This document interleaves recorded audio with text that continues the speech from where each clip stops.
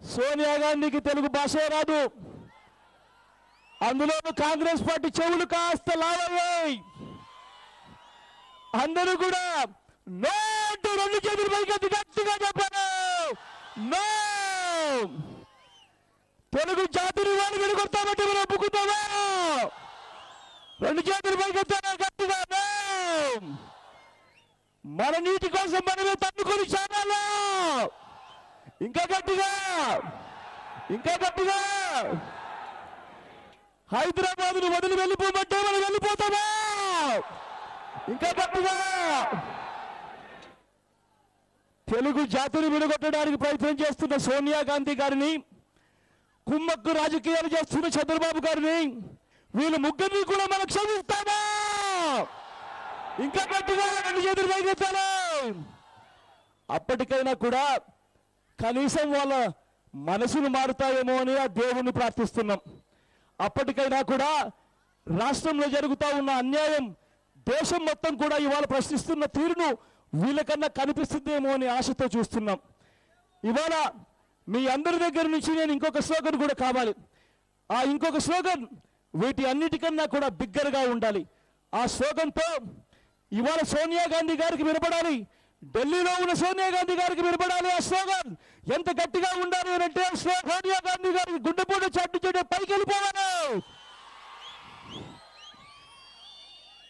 చంద్రబాబు గారికి, కిరణ్ కుమార్ రెడ్డి గారికి ఇద్దరికి కనువిప్పు కావాలి. జై సమైక్యాంధ్ర, జై తెలుగు తల్లి, జై వైఎస్ఆర్.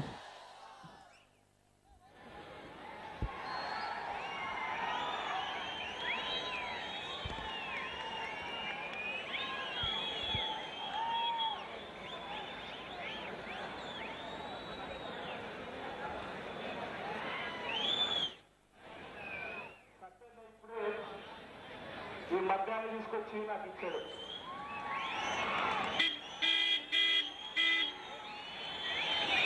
సత్యంతో పాటు ఇక్కడ నివాసం ఉంటున్న ప్రతి చేనేత కార్మిక సోదరుడికి అందరికీ కూడా నేను ఒక మాట చెప్పదలుచుకున్నా.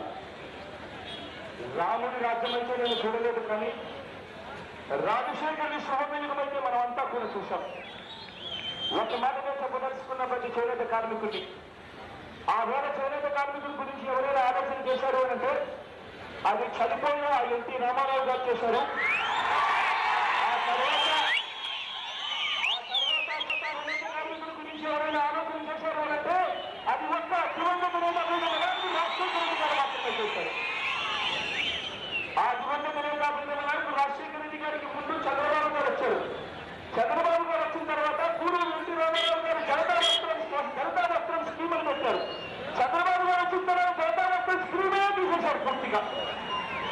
చంద్రబాబు గారు ఆప్టెక్స్ను నీరుగార్చారు, ఆప్కోములో ఎక్కడ ఉందో కూడా అర్థం కాని పరిస్థితులను తీసుకెళ్లారు. కానీ ఇవాళ ప్రతి చేనేత కార్మికుడికి నేను చెప్తున్నాను, ఆ వేళ ఆ దివంగత నేత రాజశేఖర రెడ్డి గారు మాత్రమే ప్రతి చేనేత కార్మికుడు కూడా తాను చేనేత వస్త్రాలు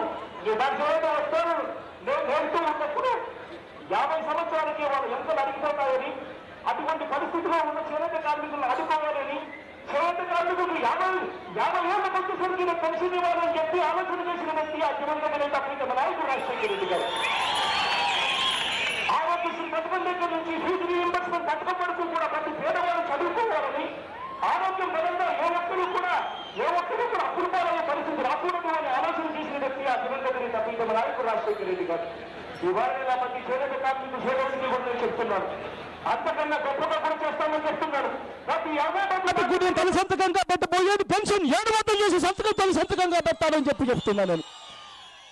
అంతేకాదు, నిజంగా పేదరికాన్ని దగ్గర నుంచి చూసిన వ్యక్తి ఎవరైనా ఉన్నారు అని అంటే అది నేను అని చెప్పి గొప్పగా కూడా చెప్పగలుగుతా. కారణం ఏమిటి అని అంటే, ఓదార్పు చేస్తూ ఉన్నప్పుడు ఆ ప్రతి పేదవాడి కుటుంబానికి వెళ్ళడమే కాదు, వాళ్ళతో 700 ఇళ్ళ పైగానే వెళ్ళిన తర్వాత దేవుడు వాళ్ళందరితో మాట్లాడిస్తూ ఉన్నప్పుడు నాకు కొన్ని కనిపించినప్పుడు, నాకు అనిపించినప్పటి నుంచి చెప్తున్నా. ఇవాళ పేదరికంలో ఉన్నప్పుడు నేను ఆ ఇంట్లోకి వెళ్ళినప్పుడు చూస్తూ ఉన్నప్పుడు నేను అడిగా, చిన్న చిన్న పిల్లలను వాళ్ళు తీసుకొని పోయి పనులు చేస్తున్న పరిస్థితులు కనపడుతూ ఉన్నాయి. చేనేత కార్మిక ఇళ్ళకు కూడా ఓదార్పుకు వెళ్ళినప్పుడు కూడా నేను అదే చూసా. చిన్న చిన్న పిల్లలతో కూడా పనులు చేయిస్తూ ఉన్నారు. అడిగే నేను చాలా సందర్భాల్లో, అమ్మ చిన్న చిన్న పిల్లలతో కూడా పనులు చేయిస్తూ ఉంటే పేదరికం ఎలా పోతుంది తల్లి? వీళ్ళు చదివితేనే కదా తల్లి పేదరికం పోతుంది. వీళ్ళు చదివి ఇంజనీర్లు అవుతేనే, డాక్టర్లు అవుతేనే, కలెక్టర్లు వంటి పెద్ద పెద్ద చదువులు చదివితేనే కదా తల్లి పేదరికం పోతుంది అన్నప్పుడు వాళ్ళ నోట్లో నుంచి వస్తున్న మాటలు, అన్నా నేను కూడా గొప్పగా నా పిల్లల్ని చదివించాలనుకున్నా అన్న, కానీ మొదట కడుపు నిండితే కదన్నా తర్వాత పిల్లల చదువుల గురించి నేను ఆలోచన చేసేది అని చెప్పి అన్న మాట నాకు ఇవాళకి కూడా వినిపిస్తానే ఉంది. ఇవాళ నేను ప్రతి అక్కకు ప్రతి చెల్లెమ్మకు నేను ఇవాళ చెప్తూ ఉన్నా. బహుశా చాలా సందర్భాల్లో కూడా నేను ఈ మాట చెప్పా. నేను సంతకం పెట్టబోయే రెండవ సంతకం గొప్ప సంతకం. ఆ గొప్ప సంతకం అమ్మఒడి అనే కార్యక్రమానికి శ్రీకారం చుడుతున్నాం. ఆ సంతకం ఏమిటి అని అంటే, చదువుకుంటున్న ప్రతి పిల్లాడికి కూడా ఆ తల్లులు చేయవలసిందల్లా ఆ పిల్లల్ని బడులకు పంపించడమే వాళ్ళు చేయవలసిన పని.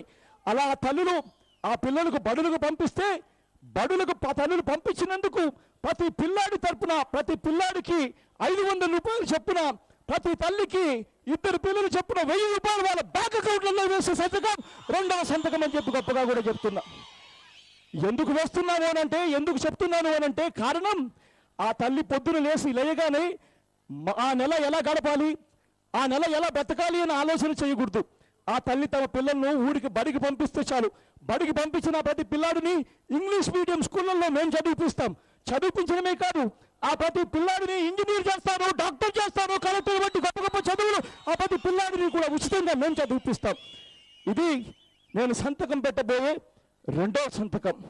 ఈ రెండవ సంతకంతో చేనేత కార్మికుల దగ్గర నుంచి కులాలకు అతీతంగా, మతాలకు అతీతంగా, ప్రాంతాలకు అతీతంగా ప్రతి పేదవాడికి కూడా, ప్రతి పేదవాడి ఇంట్లో ఆ దివంగత నేత ప్రీతమ నాయకుడు రాజశేఖర రెడ్డి గారి ఫోటోతో పాటు నా ఫోటో కూడా ఉంటుందని కూడా నేను గొప్పగా చెప్పగలుగుతున్నా. ఇంకా చిన్న చిన్నవన్నీ వడ్డీ లేకుండా రుణాలు ఇవ్వడం, ప్రతి చేనేత కార్మికుడికి ఇల్లు ఎవరికైతే లేదో వాళ్ళందరికీ కూడా మగ్గము, ఇల్లు అన్నీ ఇప్పించడం, ఇవన్నీ ఎలాగూ జరిగిపోతాయని కూడా నేను చాలా సునాయాసంగా కూడా చెప్తున్నా. అనే కార్యక్రమానికి శ్రీకారం చుడుతున్నాం.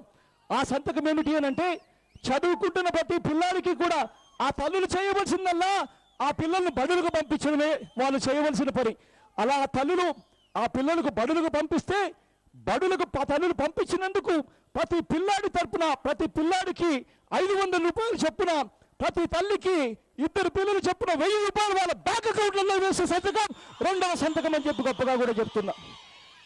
ఎందుకు వేస్తున్నాను అనంటే, ఎందుకు చెప్తున్నాను అనంటే కారణం, ఆ తల్లి పొద్దున లేయగానే ఆ నెల ఎలా గడపాలి, ఆ నెల ఎలా బ్రతకాలి అని ఆలోచన చేయకూడదు. ఆ తల్లి తమ పిల్లలను ఊరికి బడికి పంపిస్తే చాలు. బడికి పంపించిన ప్రతి పిల్లాడిని ఇంగ్లీష్ మీడియం స్కూళ్ళల్లో మేము చదివిపిస్తాం. చదివించడమే కాదు, ఆ ప్రతి పిల్లాడిని ఇంజనీర్ చేస్తాను, డాక్టర్ చేస్తాను, కలెక్టర్ వంటి గొప్ప గొప్ప చదువులు ఆ ప్రతి పిల్లాడిని కూడా ఉచితంగా మేము చదివిపిస్తాం. ఇది నేను సంతకం పెట్టబోయే రెండవ సంతకం. ఈ రెండవ సంతకంతో చేనేత కార్మికుల దగ్గర నుంచి కులాలకు అతీతంగా, మతాలకు అతీతంగా, ప్రాంతాలకు అతీతంగా ప్రతి పేదవాడికి కూడా, ప్రతి పేదవాడి ఇంట్లో ఆ దివంగత నేత ప్రీతమ నాయకుడు రాజశేఖర రెడ్డి గారి ఫోటోతో పాటు నా ఫోటో కూడా ఉంటుందని కూడా నేను గొప్పగా చెప్పగలుగుతున్నా.